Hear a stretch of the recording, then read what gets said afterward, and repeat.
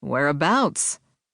A boyish grin curled the corners of his mouth, and his eyes sparkled like a twilight star. Wow. If I were inclined to relocate, I'd definitely be packing my bags for Texas right now. The man looked like a model on a cowboy romance novel, and he exuded homespun sexiness like a delicious cologne. I was born in Austin proper, I replied. But my dad was in construction, and we traveled with his work. Lubbock, El Paso, Odessa, Beaumont, Manor. Well now, I know you're telling the truth because everyone outside of Texas calls it Manor, when we all know it's pronounced Manor. It's my dad's hometown. I put the bottle of glass cleaner beneath the counter and grabbed a fresh rag to wipe down the tables. The vinegar scent had worn off quickly, and now all I could smell was disinfectant, vanilla, and a trace of this morning's coffee.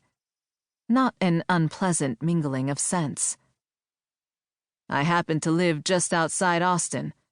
See now, your home is calling to you by way of opportunity. He held his black Stetson in both hands, which I knew he was doing to show me he meant no harm, because I'd read him. I did that now. After the 3 weeks I'd had, it was a survival necessity. Also, Lucas Blacke, the town alpha, and the man I happened to be sleeping with, had threatened to station a guard at the bakery if I didn't. While I appreciate your kind opportunity, I'm not going anywhere. I like where I am.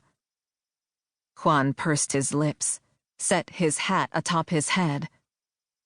Understood. You've got someone here, don't you? Someone special? I nodded. His eyes sparked again, this time with humor. It wasn't a mean sort of humor either. It was flirty and charming, and really strange coming from an alpha leader who wasn't Lucas. Well, he or she is damn lucky. Do they know that? To be honest, Alpha Juan, I have no idea what he knows. The Costa family heirloom welcome bell jingled against the door. Speak of the devil, and he doth appear. The alpha leader of the black group of Sundance strolled into the cafe through the front entrance, so I knew something was up. He usually entered through the kitchen or dropped through a vent in my roof. Today, Lucas was in mature James Dean mode, black t-shirt that hugged his biceps and his chest, low-riding faded jeans that fit the man like they had been prescribed to him by a doctor, and black motorcycle boots. His dark blonde hair was in wind-blown disarray. The second he made eye contact with me, goosebumps broke out all over my body. Then he opened his mouth. What the hell is going on here? Alpha Juan spun around like a gunslinger at a shootout. I'm trying to poach your talent. Got a problem with that? The two alphas stared at each other. I started to say something to calm them down, but stopped when I noticed the marked lack of intent behind the stares.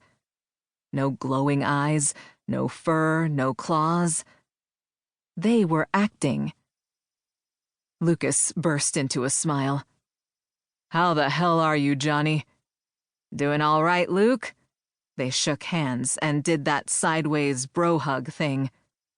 I'm in California on business and thought I'd take a shot at wooing the smartest, most powerful, fantastically beautiful woman in the Southwest. I asked her to come home with me. Of course you did. Lucas slid a glance at me. Well, what did she say? She says she likes where she is. Juan winked. Says she's got someone special here. Is that right? Lucas crossed his arms over his chest, tucked his hands under his biceps, and rocked back on his heels. She said that, did she? Annoyed with them both, I tossed the still damp cleaning rag into the laundry bin and went into the kitchen to wash my hands.